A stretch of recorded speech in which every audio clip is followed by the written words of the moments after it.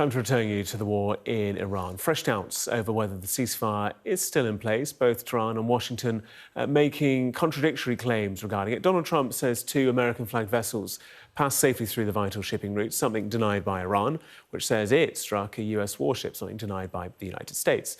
Well, let's speak to our defence and security analyst, Professor Michael Clarke. And Michael, like I say, kind of very different narratives going on. Yesterday, there was the reports from Iranian state media that 2 of their missiles had hit a US warship. CENTCOM, Central Command, then said, no, that didn't happen. Then Iran said, well, we fired kind of in your direction. And then the US says, well, it's taken out 7 Iranian small boats. And then maybe commercial vessels went through, maybe they didn't.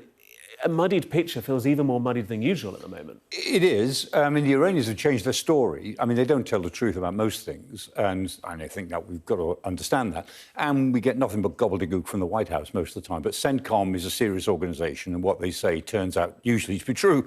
So we know from CENTCOM that they said that 2 American destroyers went into the Strait yesterday to escort or shepherd 2 ships out. One of them was a Maersk cargo ship. We don't know what the other one was, but apparently they're both American flagged, and they must have known about this operation. Most of the others didn't. I mean, the International Maritime Organization seems not to know anything about it. The Baltic and International Maritime Council seems not to know anything about it. The International Commerce Council didn't seem to know anything about it.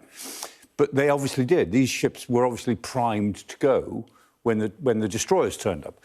So it looks as if 2 ships have gone out. CENTCOM said that 6 small boats were attacked and destroyed. Trump then said 7, and now he says 8, but CENTCOM says 6, but let's assume a group of small boats. And the Iranians look as if they have tried to attack the destroyers, but they didn't get very far. And I think, you know, the Iranians changed their tune from we hit the destroyers to we fired warning shots. I think it's entirely likely they probably launched something, and these are Arleigh Burke-class destroyers. They're very able air defence systems. They would have taken them down.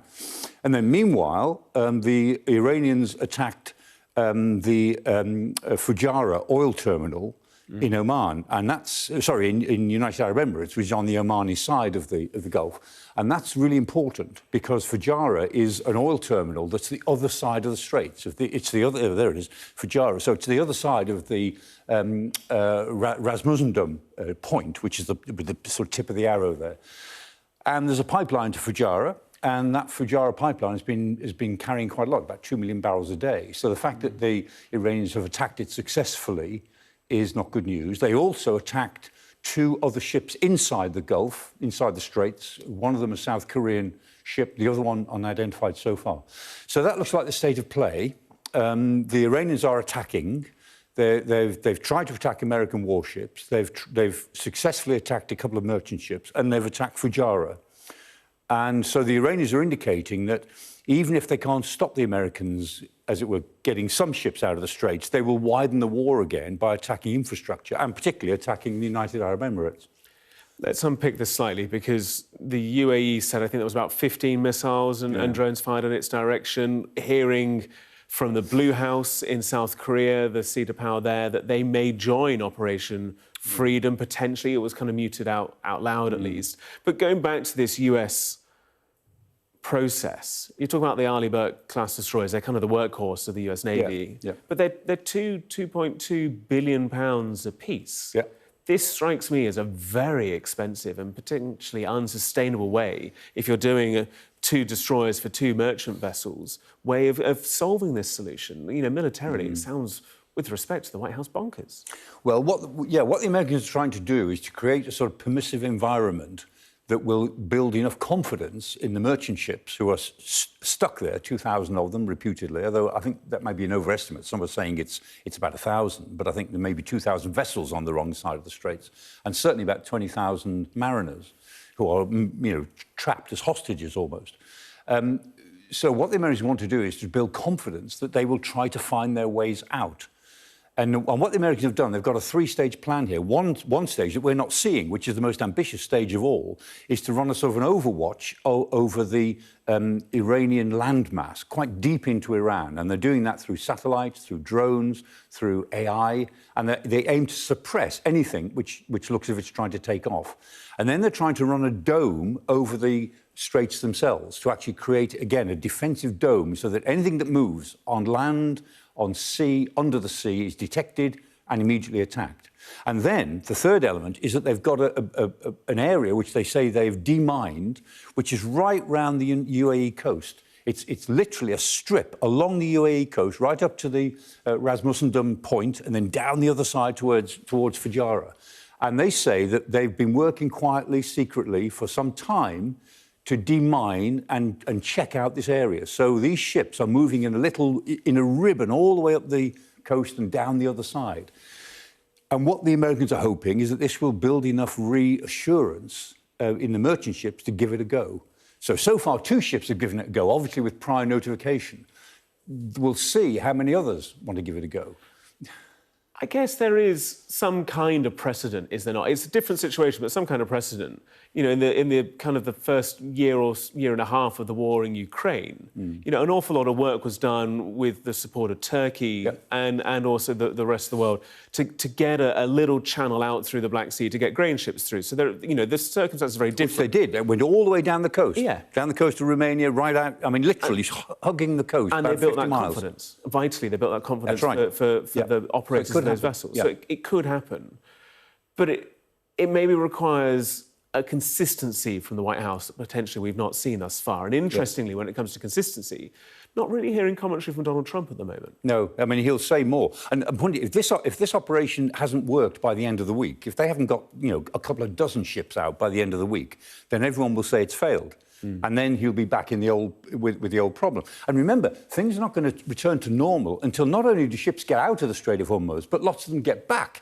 Because before the 28th of February, when the bombing started, a lot of ships had left the Straits full of oil and LNG gas. They've now unloaded, and they're on the high seas waiting to get back in to load up again. So the Strait of Hormuz don't return to normal until a lot of ships get out, and other ships are prepared to go back in and risk being stuck a second time, or, you know, yes or no.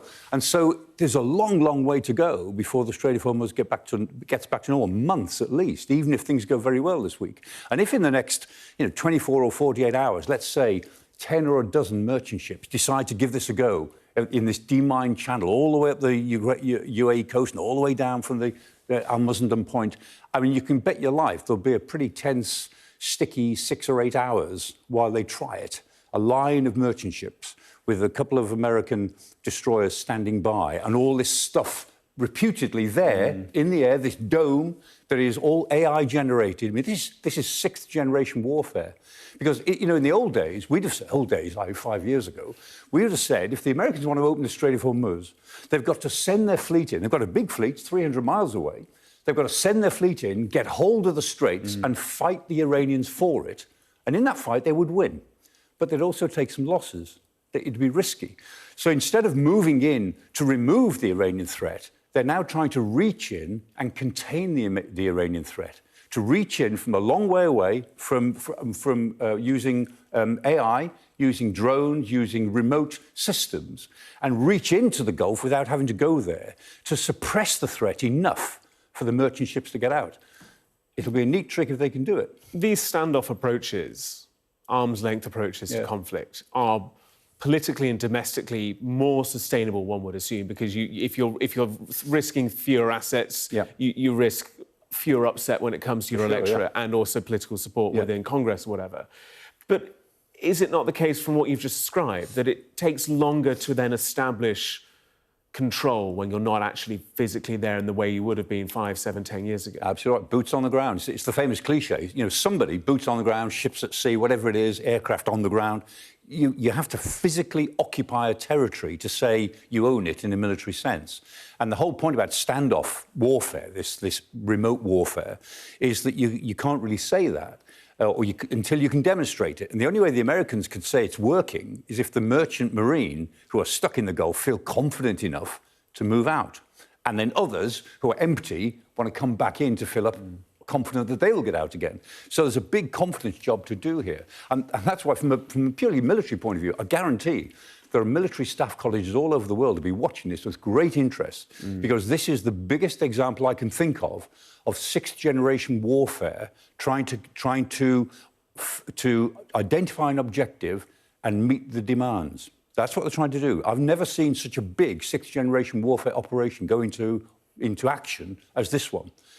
And most of it we don't even see. We are told it's there, and it probably is. We just don't know if it will work. It'll be an interesting week for all the military analysts around the world who are interested in sixth-generation warfare.